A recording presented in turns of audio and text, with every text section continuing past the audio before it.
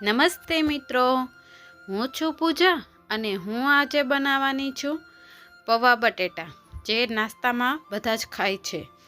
તો ચાલો આપણે બનાવવાનું ચાલુ કરીએ.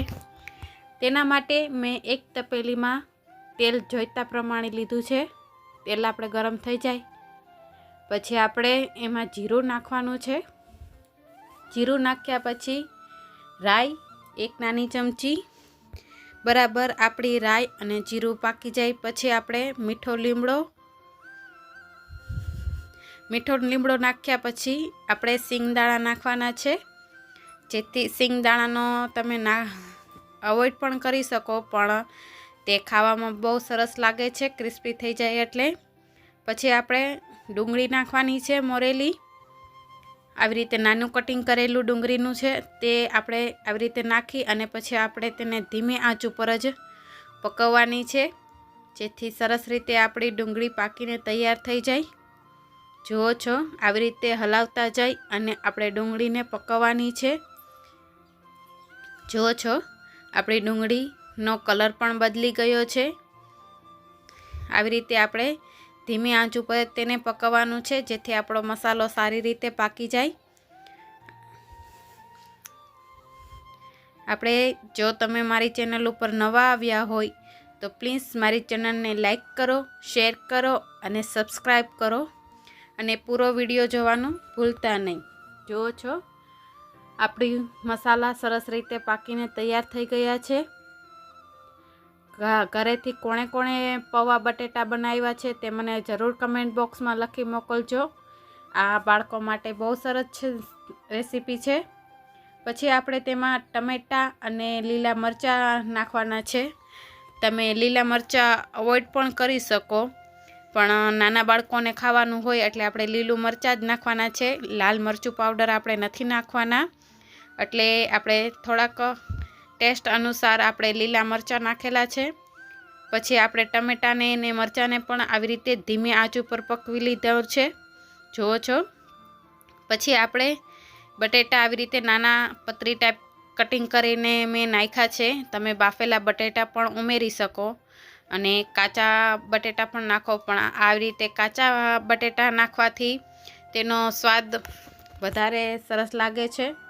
આવી રીતે ધીમે ધીમે 6 થી 7 મિનિટ સુધીના આપણે આ મસાલા બધાને આપણે ધીમી આંચ ઉપર જ પકાવવાના છે, જેથી આપણા કાચા બટેટા જે નાખેલા છે તે સરસ રીતે પાકીને તૈયાર થઈ જાય. અને આવી રીતે વચ્ચે વચ્ચે આપણે તેને હલાવતું જ રહેવાનું છે, કારણ કે બટેટા આપણા કાચા ઓલા છે તો નીચે બેસી ન જાય, તે ખાસ ધ્યાન રાખવી.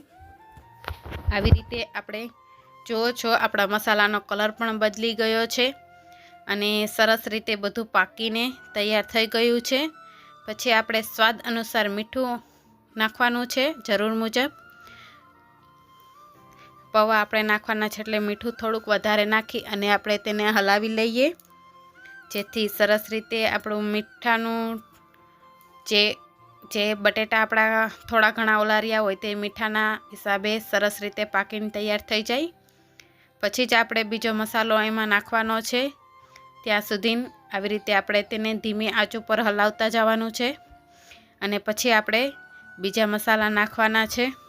જુઓ છો, આપણા મસાલા બધા જ સરસ રીતે પાકીને તૈયાર થઈ ગયા છે. હું તમને બાજુમાંથી બતાવું. પછી હવે આપણે તેમાં હળદર નાખવાની છે. હળદર તમે વધારે થોડીક નાખવાની છે, કારણ કે આપણે તેમાં પૌવા પણ નાખવાના છે, એટલે હળદર મેં 3 નાની ચમચી નાખી છે.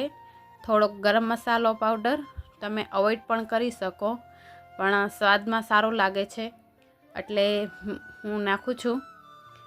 અથવા તમે જીરા પાવડર પણ નાખી શકો છો. જુઓ છો, આપણા મસાલાનો કલર બદલી ગયો છે. હવે આપણે ધોઈને જે પૌવા રાખેલા છે, સાફ કરીને ધોઈને પૌવા મેં પહેલાં જ કાઢી નાખ્યા હતા. હવે એને આવી રીતે નાખી અને આપણા મસાલાની સાથે સરસ રીતે મિક્સ કરી લેવાનું છે. ઉપર નીચે કરશો એટલે આપણે સરસ રીતે આપણા પૌવા બધા સરસ રીતે એક સરખા થઈ જશે. ત્યાં સુધી આવી રીતે આપણે તેને ફરતા હલાવવાના છે. જુઓ છો, મેં સરસ રીતે હલાવીને તૈયાર કરી લીધા છે. હવે સ્વાદ અનુસાર ખાંડ, આપણે ખાટો મીઠો સ્વાદ આવે એટલે આપણે ખાંડ થોડીક ઉમેરી દેશું અને પછી પાછું થોડુંક ગરમ ઓલું કરી અને આપણે હલાવી લેવાનું છે, જેથી ખાંડ આપણી ઓગળી જાય. પછી આવી રીતે આપણે તેને સરસ રીતે મિક્સ કરી લીધું છે. પછી ધાણા આપણે નાખી દેવાના છે. ધાણાને આવી રીતે નાખી અને સરસ રીતે આપણે મિક્સ કરી લેવાનું છે, અથવા તમે ડીશમાં કાઢતી વખતે પણ નાખી શકો છો થોડા ઘણા, પણ આવી રીતે આમાં નાખવાથી સરસ રીતે તેનો સ્વાદ અંદર બેસી જાય છે ધાણાનો. તો તૈયાર છે આપણા બટેટા પૌવા. હવે આમાં તમે લીંબુ પણ નાખી શકો છો અથવા તો ડીશમાં પણ સર્વ કરી શકો છો. દાડમના દાણા, સેવ નાખીને તમે ડીશમાં સર્વ કરી શકો છો. તો તૈયાર છે આપણા બટેટા પૌવા. જો તમને મારો વિડીયો સારો લાગ્યો હોય તો પ્લીઝ મારી ચેનલને લાઈક કરો, શેર કરો અને સબસ્ક્રાઈબ કરો. અને હા, પૂરો વિડીયો જોવાનું ભૂલતા નહીં, જેથી હું તમારા માટે નવા આવા વિડીયો બનાવીને ઘરે જરૂર લેતા આવું. અને કમેન્ટ બોક્સમાં લખી મોકલજો કે કોણે ઘરે પૌવા બટેટાની રેસીપી બનાવી છે. Thank you.